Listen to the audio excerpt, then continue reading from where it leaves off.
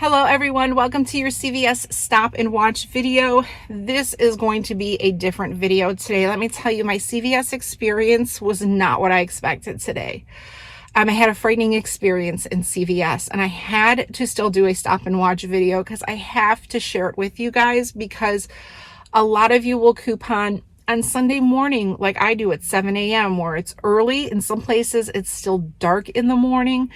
And we know how CVS is. My store typically has one employee at 7 a.m.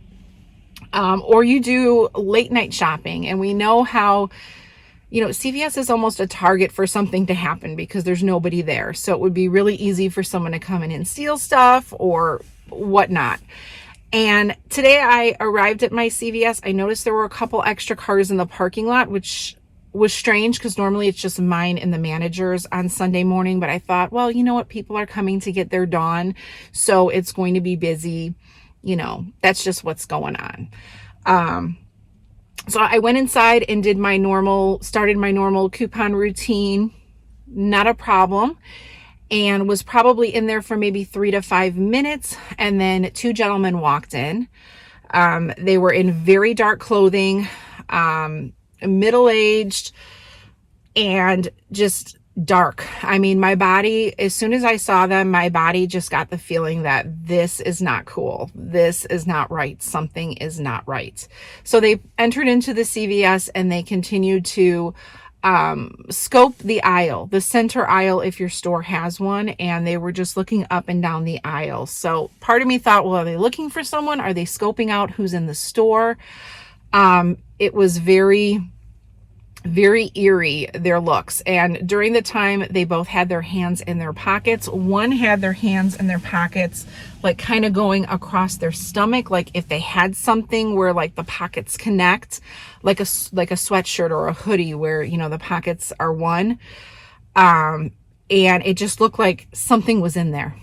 Part of me was like, well, part of me wasn't thinking maybe not. Part of me was thinking everything bad that could happen at that time. That was the honest truth. And what am I going to do? So again, it was very frightening. I was toward the back of the store. And at the time, the manager was up at the front of the store. And, she was talking with them. They were very mumbly, like under their breath. You could, kind of like hear them. The store was really quiet, so you could kind of hear that I didn't hear what they were talking about. But from after everything that happened, the manager said that they were trying to get $200 out. They were saying they had a really bad night. They needed the money. And they were up at the front at the ATM machine trying to get the money out, and they were having issues, and they finally got some money out, and they kept doing separate transactions trying to get more money out.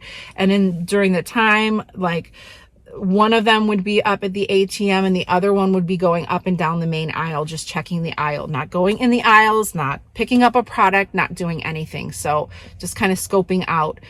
And that happened for a little bit of what seemed like eternity, which probably could have been anywhere from like 3 minutes or so. But my heart was racing. There was another employee by the vitamins, which were toward the back of the store. So I let her know. I said, very eerie feeling about who is in this store right now. I'm not getting a good feeling. The manager is up front and she's assisting them. So she went back to kind of like check the cameras and see what was going on. It seemed like forever. And all I kept thinking was, not today, God. Like, not today, God. And guys, nothing happened. So what happened is they eventually left, but they stood out in the front of the store. And were just standing there. So it took them a while to actually get up and drive away physically. The police were called, the police came, the store manager was great as well. I mean, everyone worked together. even though I'm not telling you every single detail that happened, because right now, like, my body is just shaking. Because when you get that eerie feeling, you need to say something, you need to do something. You know, obviously you're not going to make an obvious thing like, you know, calling 911 in front of them, but we need to be smart. It's not about getting couponing stuff. It's about being smart now. And we live in a world that is so scary. And I just kept thinking, I just got to get home to my family. You know, I'm not going to let something like this happen. And that's why I'm here at my 8 o'clock store, because I had to tell them my experience. I talked to the manager. I told him what happened. I cried in the store.